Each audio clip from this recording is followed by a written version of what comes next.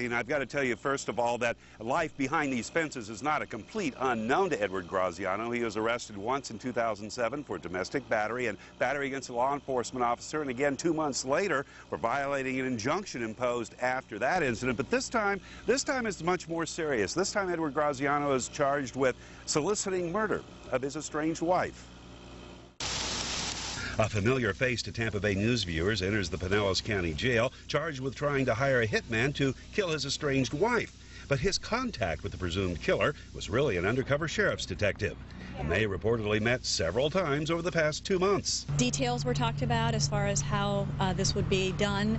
Mr. Graziano indicated that he wished to have her killed, possibly somehow some vehicle-type accident. They also discussed the amount of money. Earlier this week, the money changed hands, and today Graziano was arrested without incident. An assumed relief to his estranged wife, Deborah Graziano. She and her attorney were told to watch out in mid-December. She was very scared. She was wondering how she would really live her daily life, because she already is living with so much tragedy and so much pain as it is, and now the pain of the fact that, that her husband may be out there trying to hire someone. Almost too much for a person to bear. Trago says Mrs. Graziano carefully watched where she went and when, and spent a lot of time at Hadley VA Hospital, which he says has very good security. That is where John Graziano is still in a semi-conscious state after being grievously injured when a car driven by the son of actor Hulk Hogan crashed into a tree. 2 years ago, there was a bitter fight between John's parents over who should be his guardian. Mrs. Graziano won that battle. Now we are told her estranged husband was willing to take her to the grave at a bargain price. $1,100 check, $1,000 in cash, and the $13.06 Visa card. He just happened to have it on him? I don't honestly know, but that was part of what he handed over as payment for this murder plot.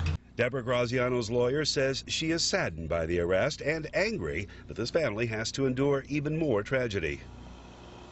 Graziano's bail is at $100,000. He is yet to have a first appearance. We understand Mrs. Graziano will continue to spend a lot of time over at Haley Hospital with her son. That's where she has been spending and has been focused on for the last couple of years. Incidentally, this couple is not divorced. They are estranged. They have not lived together for several years, but no divorce proceedings.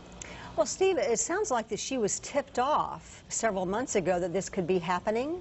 Yes, they were actually told in mid-December, Tragos, the attorney, and Mrs. Graziano were told in mid-December to watch out, that this was afoot. The investigation and the series of meetings went on for a couple of months, and so she just spent a lot of time at the hospital and watched where she went and when she went there. Unbelievable. Thank you very much, Steve. Now, as for their son, John Graziano, he is still in a semi-conscious state at the James Haley VA Hospital in Tampa.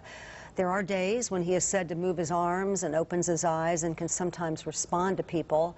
As for his friend, Nick Hogan, he served 166 days in the Pinellas County Jail after pleading no contest to a reckless driving charge. He was released last October and has moved to California, where he will serve the rest of his 5-year probation. He is living with his maternal grandparents while finishing school. We have online coverage of this story on our website, including the photo gallery from the crash that started this whole saga.